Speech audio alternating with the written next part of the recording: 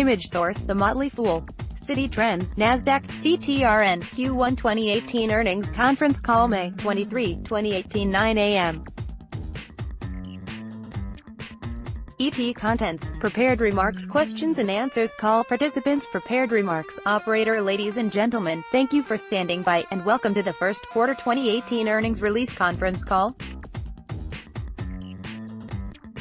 Operator instructions. As a reminder, this conference is recorded on Wednesday, May 23, 2018. I would now like to turn the conference over to Tom Filandro, Managing Director at ICR. Please proceed, sir. Tom Filandro, ICR Investor Relations. Thank you, FEMA. Our earnings release was sent out this morning at 6:45 a.m. Eastern Time. If you have not received a copy of the release, it is available on the company's website under the Investor Relations section at www.cititrends.com. You should be aware that prepared remarks made during this call may contain forward-looking statements within the meaning of the Private Securities Litigation Reform Act of 1995. Management may make additional forward-looking statements in response to your questions. These statements do not guarantee future performance, therefore, you should not place undue reliance on these statements. We refer you to the company's most recent report on Form 10-K and other subsequent filings with the Securities and Exchange Commission for a more detailed discussion of these factors that can cause actual results to differ materially from those described in the forward-looking statements. I will now turn the call over to our President and Chief Executive Officer, Bruce Smith. Bruce Smith, President and Chief Executive Officer. Thanks, Tom. Good morning, everybody, and thank you for joining us today. Also on the call to participate in the question and answer session are our two merchandising senior vice presidents, Christina Short and Brian Lotman, and our Chief Financial Officer, Stuart Clifford. With an earlier Easter and a later spring, sales within the quarter were a bit inconsistent, but by the end of the quarter we were pleased with the results. Importantly, the second quarter has started out very strong as the later spring is now driving sales of shorts, sandals, and other warm weather merchandise. Total sales in the first quarter increased 5.5% to $211 million, including a comparable store sales increase of 2.1%.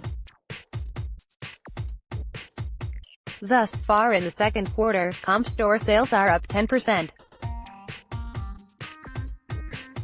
Positive comp store sales during the first quarter reflected a 3% increase in the average number of items per transaction, an average unit sale that was flat with last year, and a decrease of less than 1% in the number of customer transactions.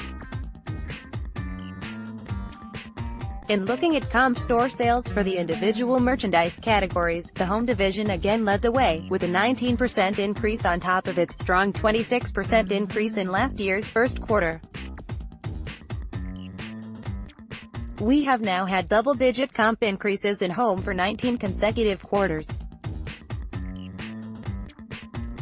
Ladies' sales were up 3% after being up just slightly in the first quarter of 2017, and men's sales were up 2% this year and up 4% last year. Accessories were up 2% in this year's first quarter and up 2% in the first quarter of 2017. Sales of accessories have increased 9 consecutive years and are off to a good start in 2018. With these consistent sales gains in accessories and home, the non-apparel side of the business continues to be a very beneficial complement to our apparel assortments.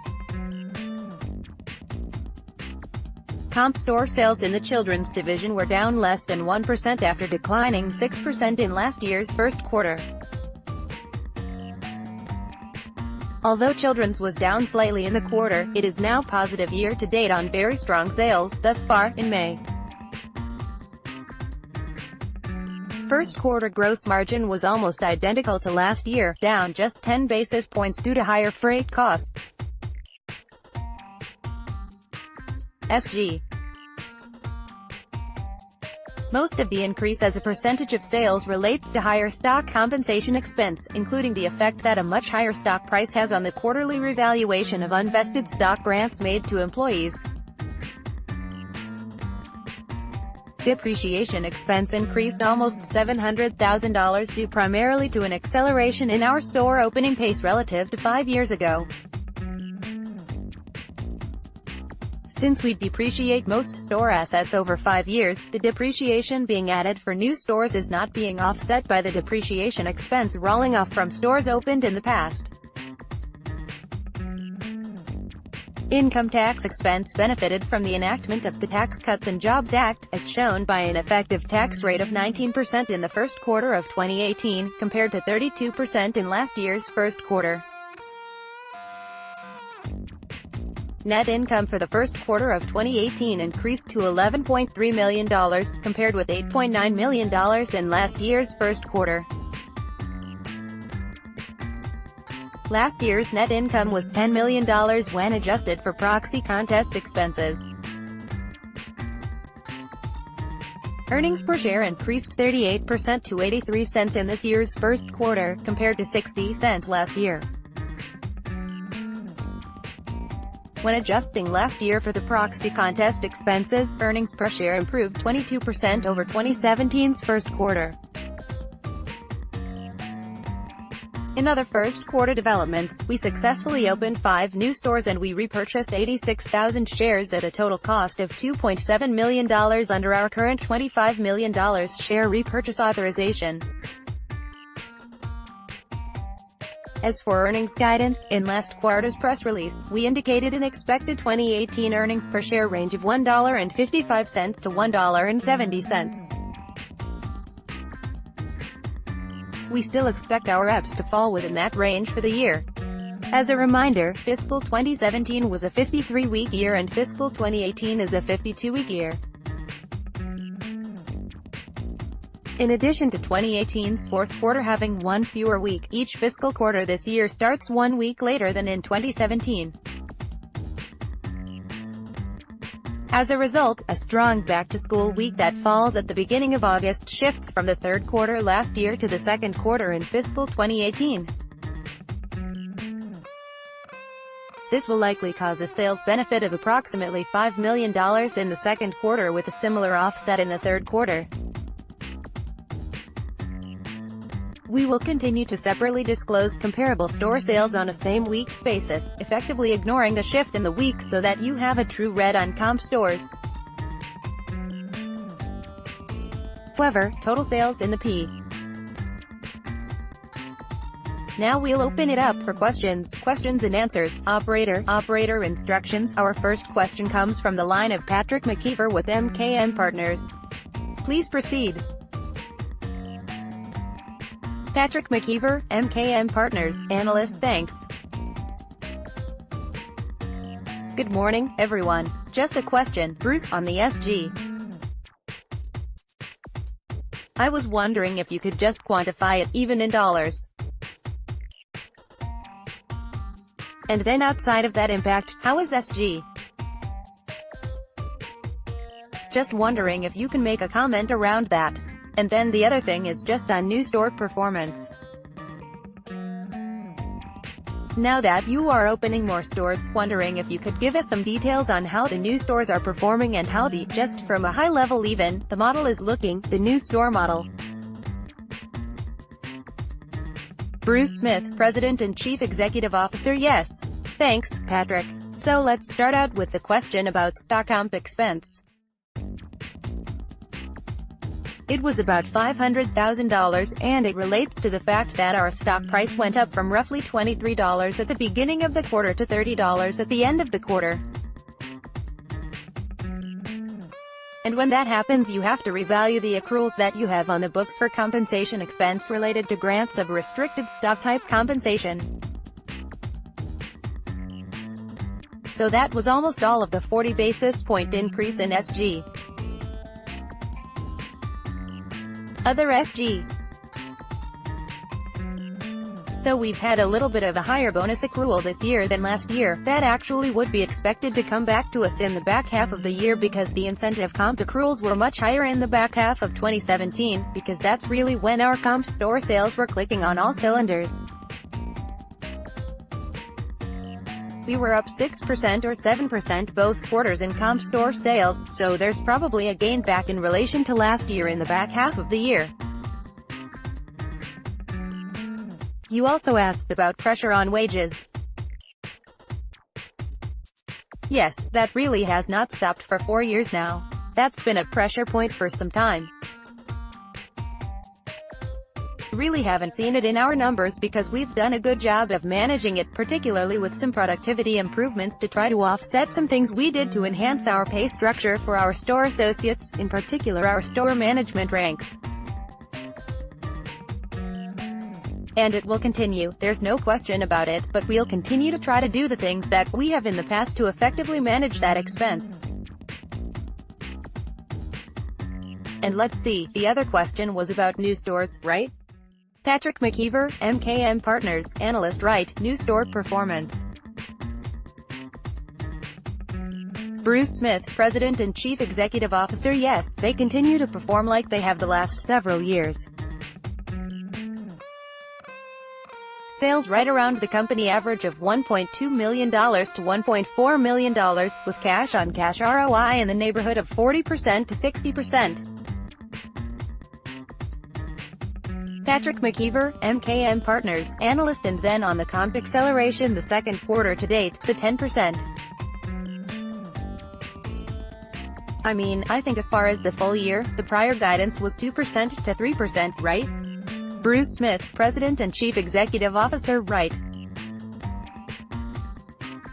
Patrick McKeever, MKM Partners. How should we think about just the acceleration, the 10%, as it relates to the second quarter? Is there anything notable from a month-to-month comparison standpoint, one month of the quarter being particularly? Actually, I think I've got them. So they were up 4% in May last year, 1% in June, and 10% in July, so that's the cadence. So the easiest comparison is in June, which is the 5-week month. So how should we think about that? And just as it relates to your, I don't know if you want to give a quarterly comp guide for the second quarter or just stick to the annual, but maybe just kind of digging away at it a little bit more. How much of the 10% do you think might have been pent-up demand following some of the weather issues in the month of probably April? Bruce Smith, President and Chief Executive Officer. I think the best way to look at it is that year-to-date right now, we are now up 3% and we were up 10% in the first quarter. And so I think you could probably get from that maybe the later spring cost us a percentage point in the first quarter. So a couple $1 million in sales is the most likely result, although we are still early in this streak of warm weather that we've had recently. So I don't want to try to give separate guidance by quarter in terms of sales, but we said in our guidance that we thought 2% to 3% for the year seems reasonable, and we are now at 3% even after what was a somewhat challenging first quarter. We kept waiting and waiting for the weather. It actually finally came the last week and has now continued into the first 2 weeks, 2+ weeks of May, so I think that kind of tells you where we are. Patrick McKeever, MKM Partners, analyst. Yes, okay. Thank you, Bruce. Operator, thank you. MRS Smith, I'll turn the presentation back to you once again for your concluding remarks. Thank you. Bruce Smith, President and Chief Executive Officer. Okay. Thank you, everybody, for joining us today, and have a good day. Operator sign off. Duration, 16 minutes. Call participants, Tom Filandro, ICR Investor Relations. Bruce Smith, President and Chief Executive Officer. Patrick McKeever, MKM Partners, analyst. More CTRN analysis. This article is a transcript of this conference call produced for the Motley Fool. While we strive for our foolish best, there may be errors, omissions, or inaccuracies in this transcript. As with all our articles, the Motley Fool does not assume any responsibility for your use of this content, and we strongly encourage you to do your own research, including listening to the call yourself and reading the company's SEC filings.